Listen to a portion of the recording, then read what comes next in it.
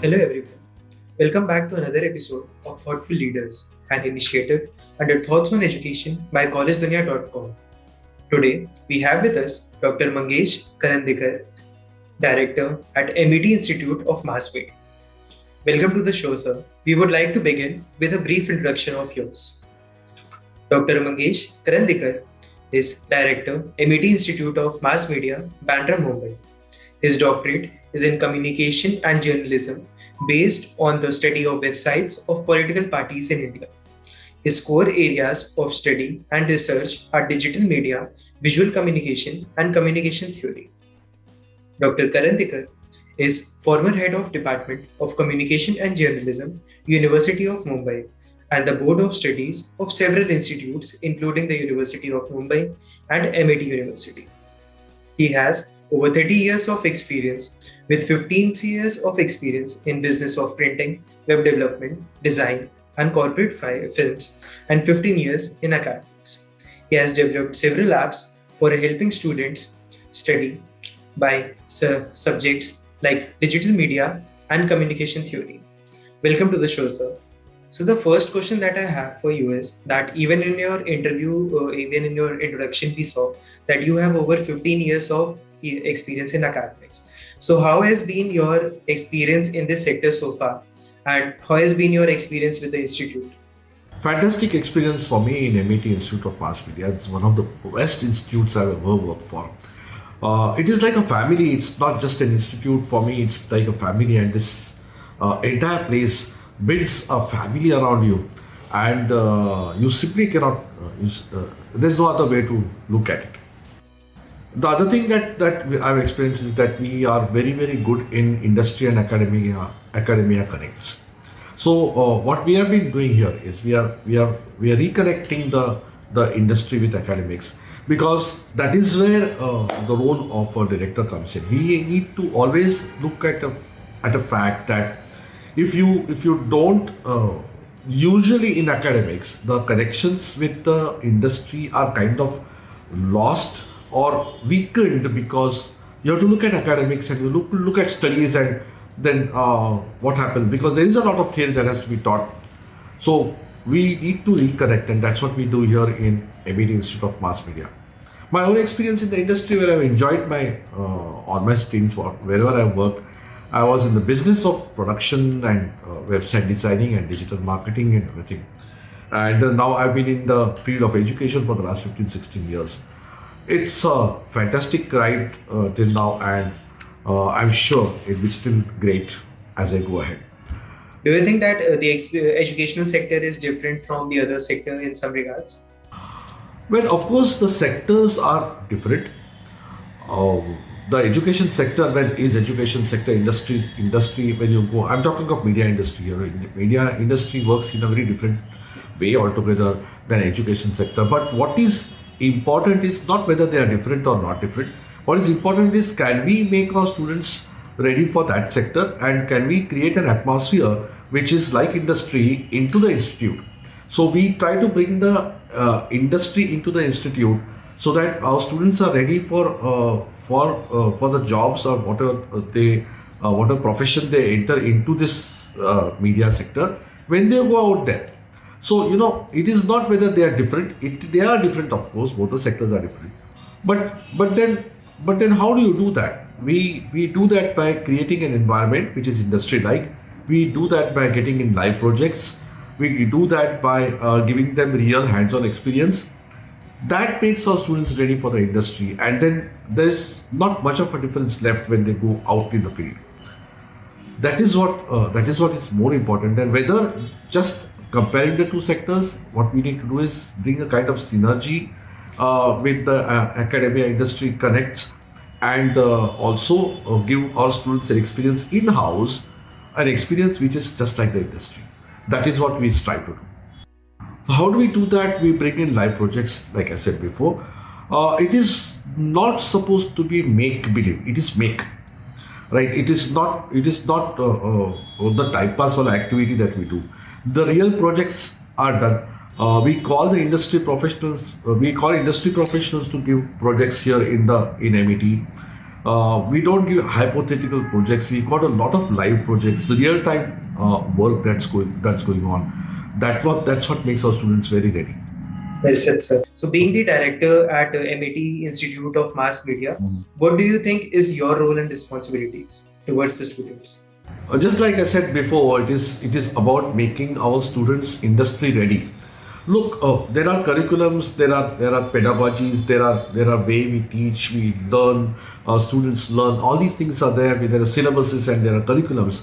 What is important is that the curriculum and the syllabus includes factors which help us connect our academics with the industry. What is the role of the director? It is facilitating this. If a director is not able to connect with the industry and look at the changes that are needed to be done in academics, then that is not a good thing to do. We cannot go with the same syllabus over and over again for several years and be happy about it, because ultimately it's the students that are going to be affected, and we need to keep on making changes in the syllabus so that the students are ready for the industry. So the job of a director, the person who heads an organization, is always to bring out about a synergy, a connection between academics and industry, so that there is no, rather, we have to see that there is no disconnect. So if there is a disconnect, we have to reconnect the entire thing. This is what the role of a director in a mass media institute, especially because there are so many areas in media. There are so many job functions in media, and we need to be aware of every single job function and prepare our students accordingly. And that is also should be based on the students' liking. If a student wants to go into journalism and wants to go into TV journalism, then we have to see that we prepare them for that. Or if they want to shift from one area to another, we have to see that we prepare them for the next shift that they want to do. I've got so many alumni who come back to us and asking for a change. It's not, like I said, we are a family, and we have got so fantastic connections with our alumni.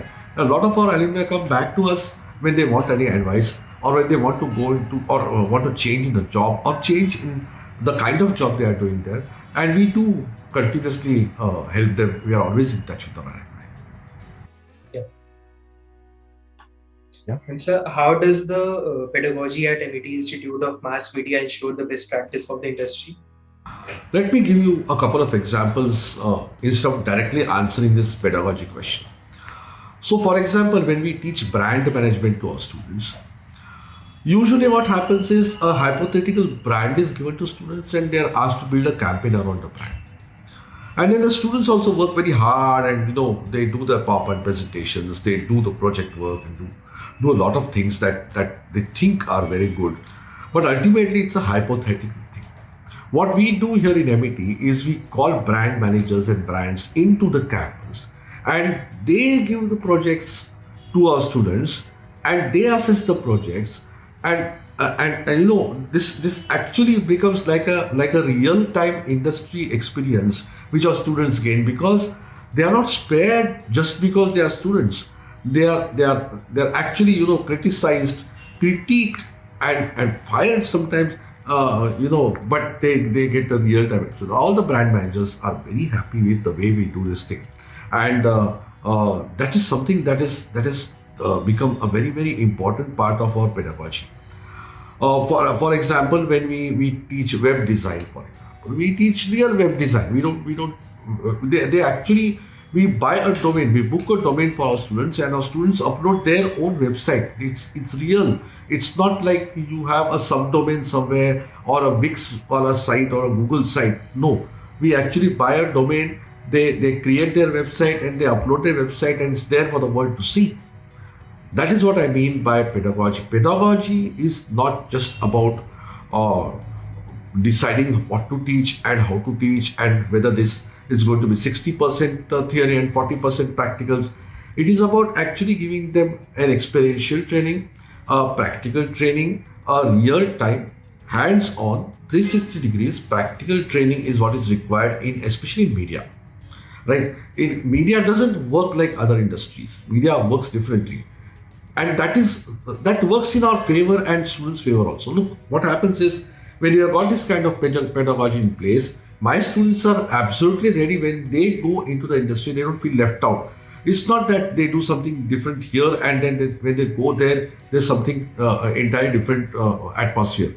So they are actually used to the atmosphere because we create an environment here like the industry. And the industry also gains because of that, because industry gets people who are already trained. So I have an example, another one.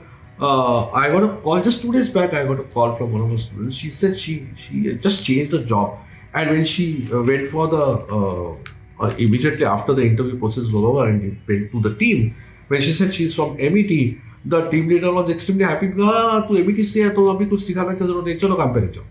Now, that was actually a very big compliment. It looks, we are doing something right. So that's how the industry treats us. We have got alumni in almost every major organization that is there today in the world. Yeah. And sir, can you share the status of the placements at the institute, and maybe if you can name some of the prominent recruiters that we have seen year after year? Yeah, that's an important question. Placements are very important in today's world. And I'm happy to say that we have no issues with placements and we are not worried about placements at all. Except, of course, the last 1.5 years, the pandemic years, when the industry itself was shut down. There was no production happening anywhere. If there was any production happening, it was done with very, very, kind of skeleton stuff, just barest minimum. And then no new recruitments were happening. So it was a bad phase for the entire industry, not just any institute. I'm not even talking of my institute, every institute. So the placements had taken a beating. Yeah, but otherwise, normally, we are not worried about placements. The industry is growing at a rate of 15% per annum. The digital media is growing at a rate of almost 30% per annum. And there are so many jobs. For a film, you require 300 different kind of job work.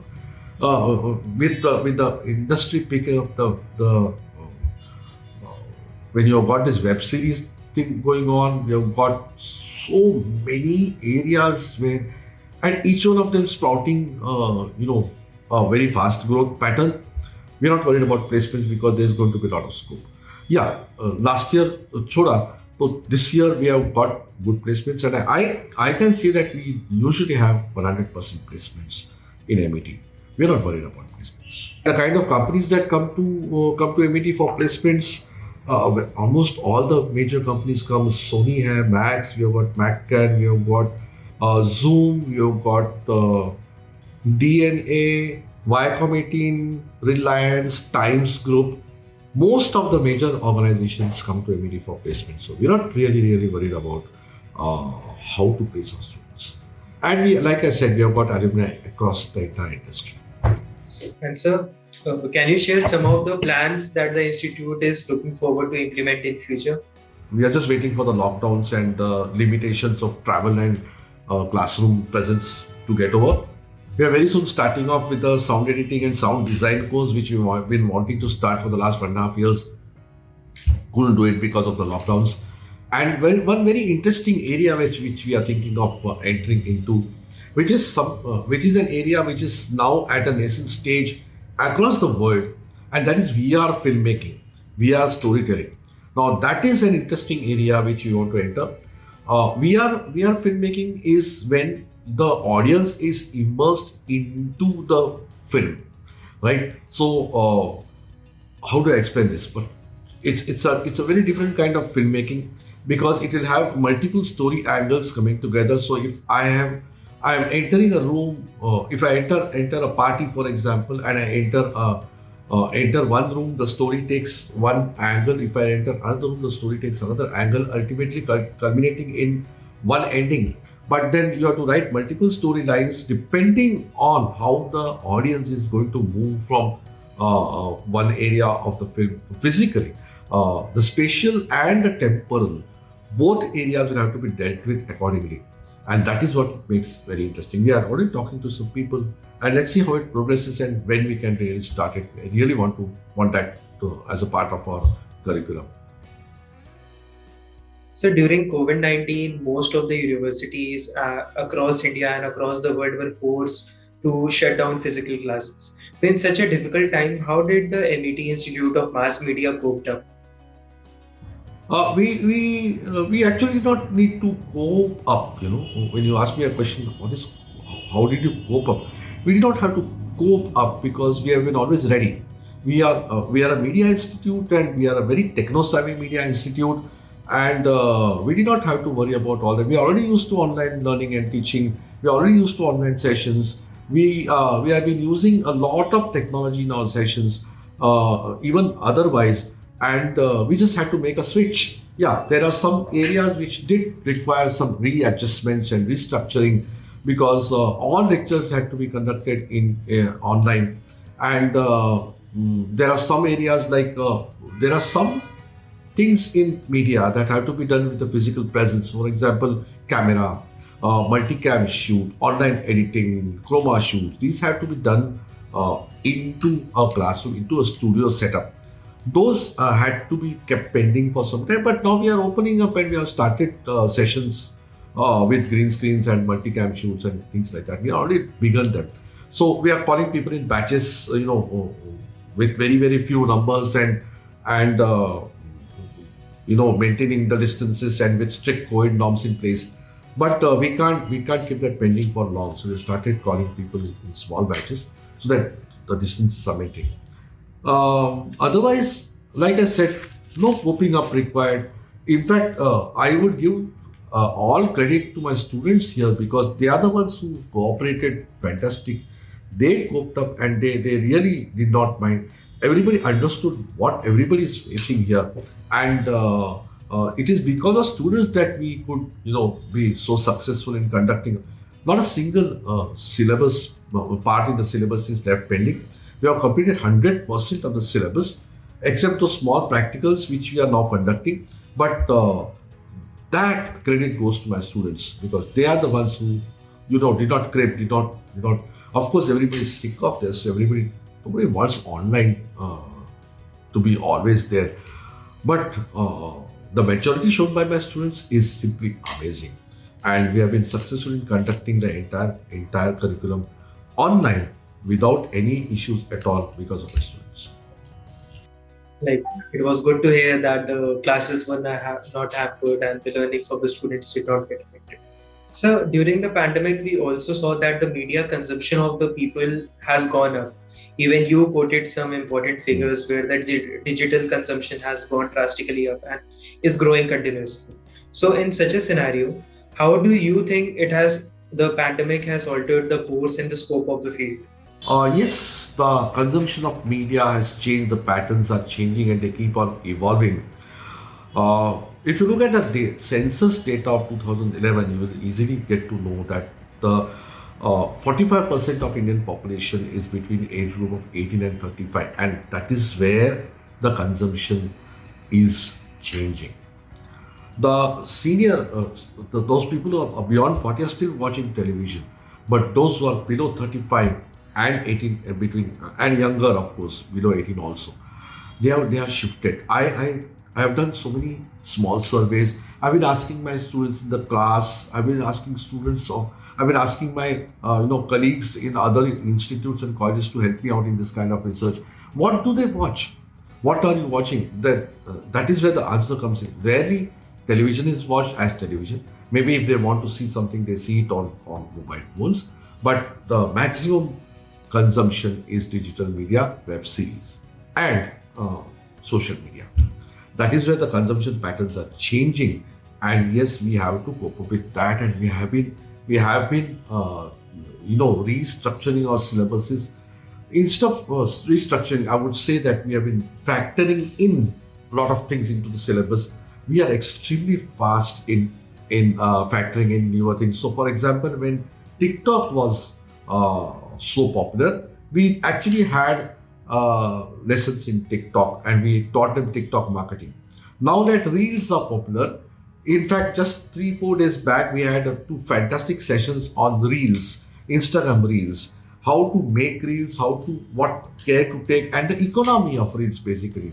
And we have already factored that the Reels factor into the into our curriculum. So we don't wait for too many approvals. We just factor it in and teach what is latest required.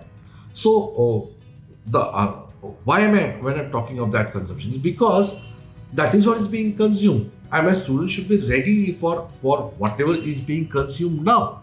So if I don't train my students about what is being consumed now, then my students are going to face a problem when they go to the industry. So we are at a constant we are constantly updating ourselves on what is required by the industry today. What are the areas that my students need to be updated, and how we can update them quickly. We call people from the industry. We are called working professionals from the industry to train them on the latest, so that my students are absolutely ready. Whether they want to go for a job or whether they want to go on their own, whether they want to go and become entrepreneurs, my students will be always. That's our lookout here in MET. Our entire team, always looks at how the students are going to gain from it and how they are going to be ready for whatever they want. That is very important. So my last question to you is that any suggestions that you would like to give to the current youth? Well, that's a very big question. What suggestion can I give? These students are so techno-savvy, and they already read up before they come to class.